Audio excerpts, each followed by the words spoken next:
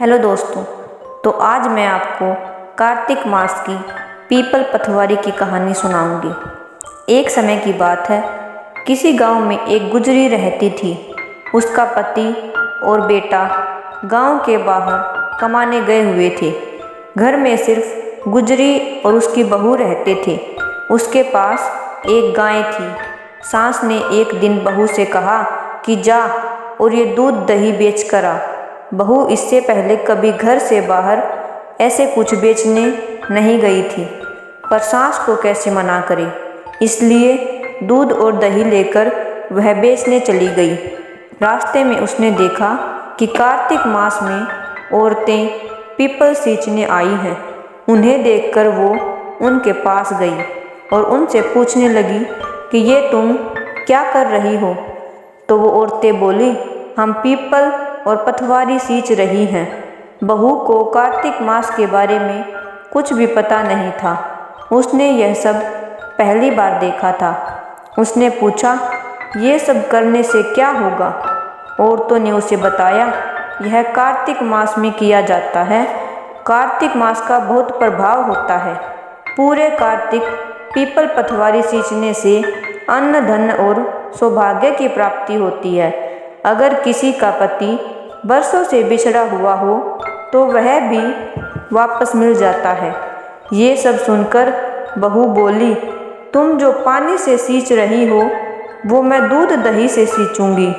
अब बहू सच्चे मन से रोज आती और सारा दूध दही पीपल और पथवारी को चढ़ा जाती। थोड़ी देर उन औरतों के पास बैठती, कार्तिक महत्व सुनती, कार्तिक की कहानी सुनती, और उधर उसकी सास सोचती, बहू दूध दही बेचने कहीं दूर गई है, इसलिए उसे देर हो रही है।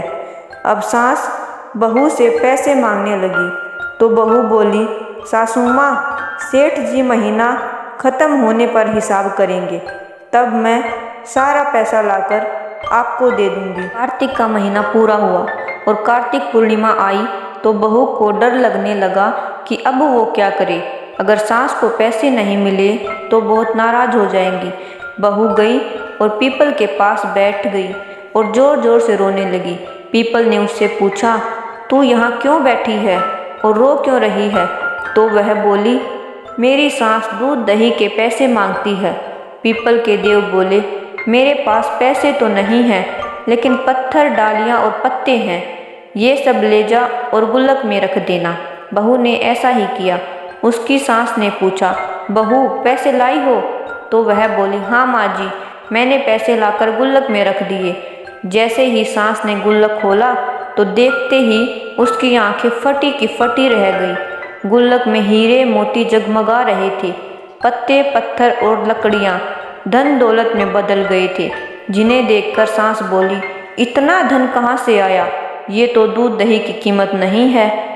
तब बहू ने सारी बात अपनी सास को बता दी कि मैंने दूध दही से पीपल पथवारी सींचे थे और पैसे मांगने पर पीपल ने मुझे पत्थर, पत्ते और लकड़ियाँ दी और गुल्लक में रखने को कहा, जो हीरे मोती बन गए। तो सास ने सोचा, पीपल पथवारी तो किसी एक औरत पर तो कृपा करेंगे नहीं, और वह बोली, अगले साल मैं भी पीपल पथवारी सींचूंगी। अगले साल जब कार्तिक का महीना आया तो सास बहू से दूध दही लेकर उसे बेचने निकल गई।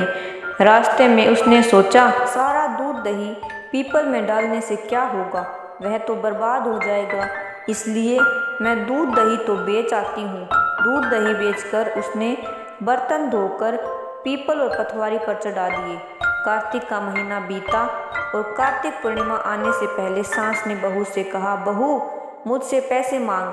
तब बहू भी सास से पैसे मांगती है, लेकिन सास के बार बार कहने पर बहू ने सास से पैसे मांगे तो वह अगले दिन जाकर पीपल के पास बैठ गई और जोर जोर से रोने लगी।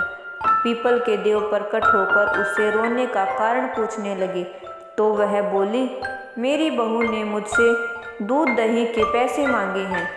तब पीपल के देव बोले, मेरे पास पैसे तो नहीं हैं, लेकिन ये पत्थर, डालियाँ और पत्ते ले जाकर अपने घर की गुल्लक में रख देना। सास ने ऐसा ही किया। थोड़ी देर बाद बहू ने जब गुल्लक खोली तो देखा कि उसमें कीड़े मकोड़े चल रहे हैं। बहू ने सास से पूछा, ये क्या है? ये सब देखकर सास हैरान रह गई और बोली, पीपल पतवारी ने तुझे तो धन दिया और मुझे कीड़े मकोड़े क्यों दिए? तभी कार्तिक के देव वहाँ प्रकट हुए और बोले, तुम्हारी बहू ने कार्तिक पूजन सच्चे मन से किया था और तुमने लालच में कार्तिक का पूजन किया था। सास ने कार्तिक देव से क्षमा मांगी और बोली, हे कार्तिक के देव, मेरी भूल क्षमा करें। अगले साल कार्तिक में मैं और मेरी बहू मिलकर स्नान दान और पीपल पतवारी भी सींचेंगे। हे पीपल के देव और पतवारी माता, जैसे सास बहू को अन्न धन दिए, वैसे ही इस कहानी को कहते सुनते और हुकारा भरते सब पर कृपा करना।